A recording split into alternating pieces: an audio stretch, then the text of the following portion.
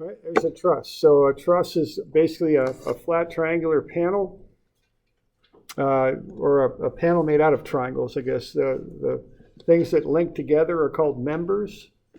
Where they're joined are called joints. The assumption is there is a pin joint at the joints. That's the assumption. Okay. There are actually three-dimensional space trusses, they're called, but I don't know if we'll get into that. Okay. Okay, so long, thin members joined into triangular panels is how I think about these things. Okay. So the assumption is that there are pin joints at the joints. In some cases, they actually use them. Those struts are holding up the roof. Those are pin joints at the bottom. When you look at the connections on some of the members for that bridge, they're big bolts, big pin joints. Okay, there they are. There's a small truss with small pin joints, all right? Sometimes they use what are called gusset plates, but functionally they're going to act an awful lot like a pin joint. It's not a perfect way to model it, but it's pretty good, because if you take the end of a long, thin member, you'll get a little bit of play in there, be able to move that around a little bit. So you're not going to see a whole lot of moment, I think, developed at those gusset plates.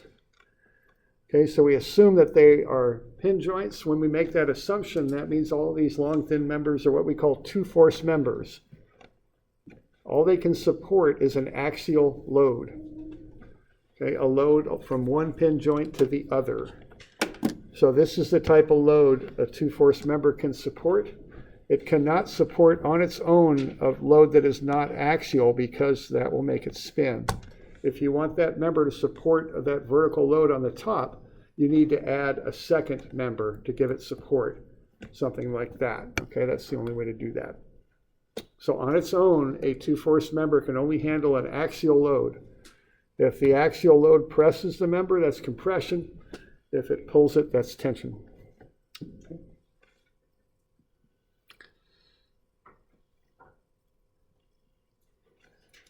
All right, let's have a look at this, at solving these out. The goal of doing truss analysis is to find the force in the members.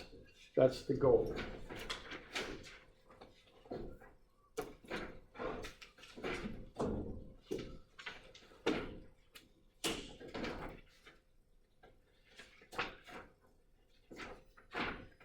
So we are on page 490. So let's say we've got this truss here. We want to find the forces in all the members. We've got the loads on the top, and we want to go ahead and figure out how that truss is going to support the loads. All right, now keep in mind that what's happening here is when we analyze a truss, we use the method of joints. When we draw things on the truss, what we're showing is how the members push on the joints. So that's what we're being shown there. So on that example on the previous page there, the top member, the arrows push on the joints, that's compression. The bottom member, they pull in the joints, so that's tension.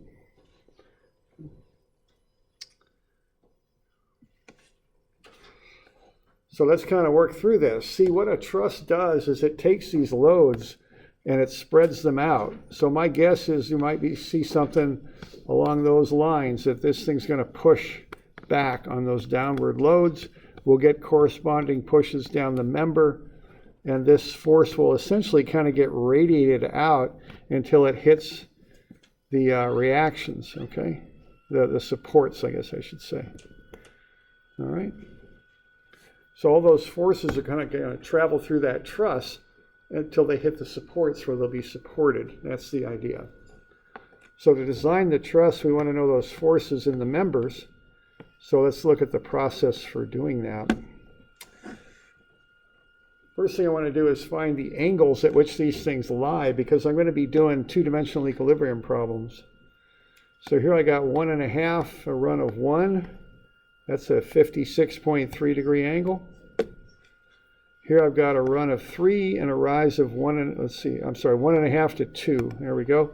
That's 36.87 degrees. So I do a bit of trigonometry there. I figure out the angle at which these members lie.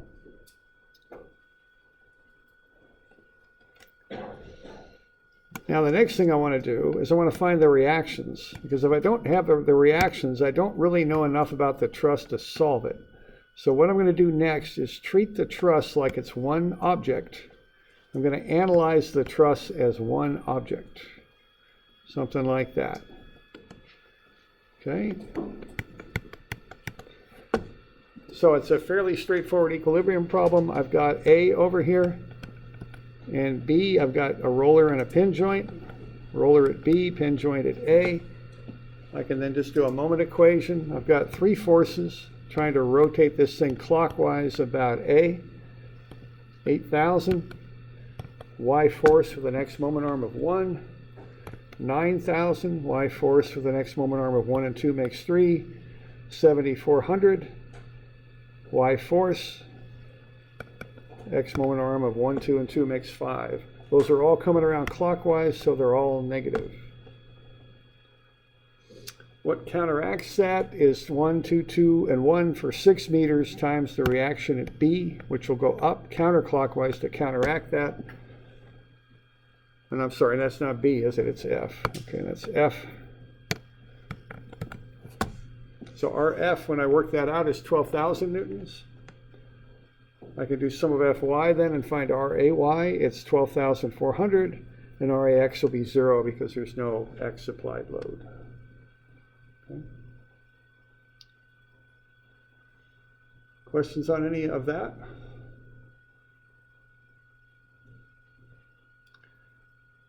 So if you're going to jump in and do a truss analysis, you want to do a couple of things. You want to find the angle of the members, and you generally want to find the reactions on the truss. That's step number 1. Okay.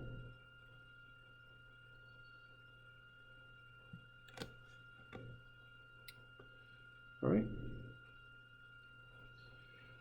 Okay, then you want to start getting into the truss and analyzing the forces in the members.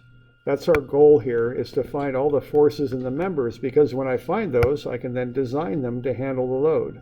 Okay, that's the idea. Okay, so I want to go through this thing individually and find the forces in each of the members. That's how I would want to approach this. Right. Now, what I'm doing here are just point equilibrium problems. That's really all I'm doing, and it's just like the homework that we did. It was a while back. 171 and 173 were the ones I gave you, where we had to find a force equilibrium acting on a point. Okay. Now, when I do that, I've got two equations I can use. Okay. So with the method of joints, what I'm going to do, I'm going to work my way from joint to joint, and I've got two equations to use. Sum of Fx is 0, and sum of Fy is 0, and that's really about it. Okay. Now, if I got two equations to use, I can find two unknowns. So to start, I have to find a joint that only has two unknowns. What the unknowns are the forces in the members. So I need a joint with two unknowns only and a known force that I can kind of start with. So that'll meet the bill right there. I can go to joint F. Okay? That has two unknowns, EF and DF, and a known force. So I can analyze that. Okay? I can't jump up here to joint E because I've got 1, 2, 3 unknowns. It's too much. I can't solve that to start with. I can get it later, but to start, I can't start there. I've got to go to F, or I could go to A also to start. But that's it, okay? So let's have a look at F. Okay. So here's how I'd like you to do these, and I do want you to be conscientious when you're working through these. I want a free body diagram of each joint, a nice simple little sketch. So I've got joint F with a circle around it. I got 12,000 up, and then I'm going to draw what I think is happening at that joint. So I think that EF is in compression, so it's pushing down on F at that 56.31 degree angle. And I'm also going to assume that DF is in compression, pushing on the joint as well. So that's my starting assumption. Okay.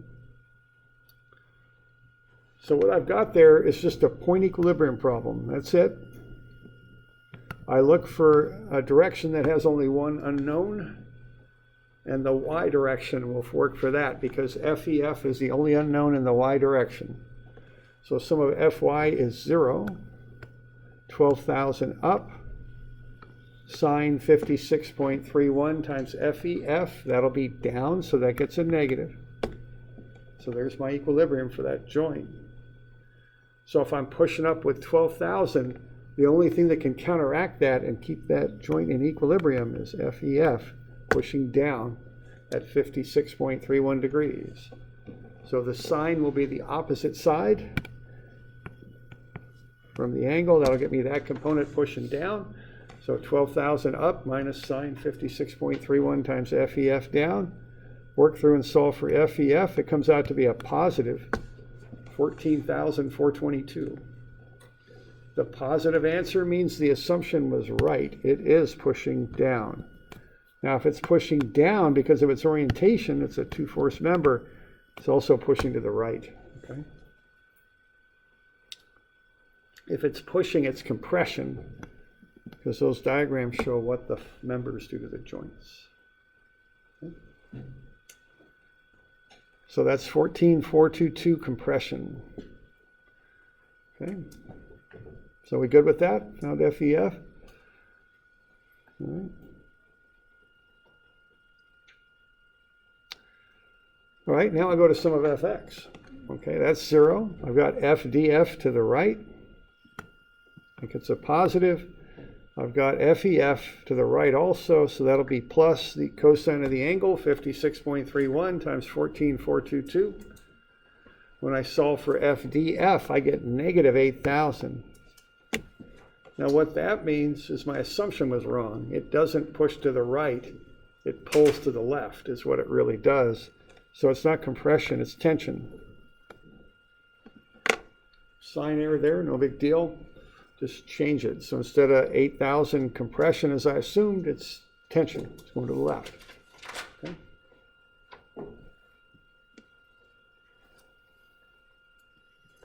We're doing all right with that? Okay. So now I solve the two members at F, EF and DF. I can go to the next. See, now what I like to do is sketch that on the overall picture of the truss, because those are knowns now. I know them. So now I can go to another joint. And what you do with this method of joints is you just kind of march your way through the truss. Start at one joint and work your way through the other. Now I got two options of where I can go. I can go to E or I can go to D. If I go to E, I'm going to have two unknowns, CE and DE. If I go to D, I'm going to have three unknowns. Or no, four unknowns. That's too many, okay? So the next place I'm going to go is I'm going to go up to E. Now notice what I'm doing here. I've got EF is in compression, so it pushes on both sides. Think of taking a block of rubber and pushing in on it. It pushes back on your hands in the two different directions. It'll push your right hand to the right side. It'll push your left hand out to the left, okay? That's what will happen if you push in on something. Same thing with DF. If I take a rubber band and pull it, okay, it's going to pull the two sides in. So both, that's in tension. It's pulling F to the left, it's pulling D to the right. That's how an object in tension acts. So you got to remember to turn those forces around as you go from one member to the next. Okay.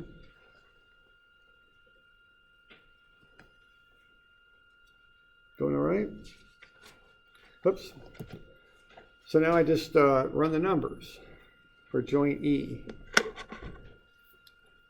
Got joint E, I got the 14,422 coming up left at 56.31 degrees. I got a load up there, 7,400 coming down. I've got FCE and FDE. FDE makes a 36.87 degree angle with the horizontal. Okay, when I look at that, I got X and I got Y. It looks like I got two unknowns in the X direction, but only one in the Y. So I'll start with sum of Fy. Sum of Fy is 0. 7,400 down. Sine of the angle, the 56.31, times the 14,422 up. And then as I have it drawn, sine of 36.87 times FDE negative, because I'm assuming it's pulling down. Okay. So that one is the opposite side. It's this one right here. That's negative sine 36.87 times FDE. Okay, sine of 36.87 is 0.6. Bring that to the other side of the equation, it becomes positive 0.6. Add up the stuff that remains, negative 7,400, and sine 56.31 times 14,422 is 12,000. Solve for FDE, you get a positive 7,667. The positive means it does indeed do what I thought it did. It pulls down and to the left. It's in tension because it's pulling. Okay, once I got that, what I can do is then go sum of Fx is 0. FCE is to the right. Minus cosine 36.87 to the left times the 7,667, which I just found. Minus cosine 56.31 times the 14,422. Solve for FCE, it becomes 14,133 compression. Okay.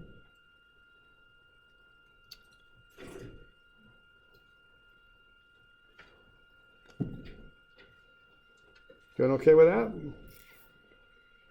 Very systematic thing as you work your way through a truss. Just started a known with two unknowns, or started a known force, usually a reaction with two unknowns, solve out the members, go to the next joint, solve out the members. Just keep working your way through. You can handle two unknowns at a joint. That's it. Okay.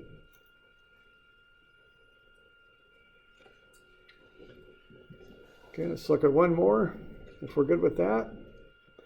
Now notice how I put those stresses on the sketch. That top member CE is in compression, so it pushes out on both joints. 14,133. DE is in tension, so it pulls. Now if I go to joint D, I'm going to have three unknowns. That's too many. So I'll go to joint C instead with two unknowns.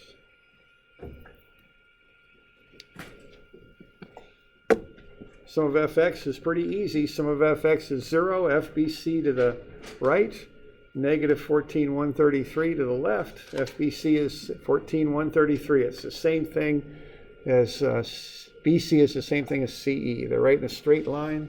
They both have the same force.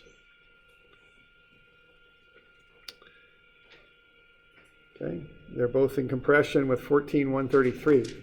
Now how about CD? What happens when I go sum of Fy equals 0? What does that equal? Yeah, so FCD is 0. It's called a zero force member. So in a truss, in certain loading conditions, some of the members might be 0. And there's a word for them. They're called zero force members. Not that imaginative of a word, but I guess that's what they call them, okay? And so be aware of that. Sometimes truss members can have a zero force in them. Now you might say, well, why the heck is it even in the truss if it's 0? It's a good question. Let's see if I can come up with an answer for that question. The answer is there's many possible answers. One is what you're seeing there is one loading condition for that truss. It might be under many loading conditions. This is just one of them. And another loading condition that may not be 0. Okay. Another reason is when you build a bridge, you have loads both during operation, but also during construction. So that might be there to help the construction loads as they're building the bridge and extending that truss out. That's another reason. Okay? There could be some things with just aesthetics of how the truss looks too. Maybe not. Actually, that's going to be more of a consideration. It used to be that when they built bridges, they put ornamentation all over them and fancied them all up. Nowadays, they just rely on the structure itself to be aesthetically pleasing. If you look at some modern bridges, they're meant to be not just structurally sound, but they're meant to look good. So those are some reasons why you might have zero force members. Okay.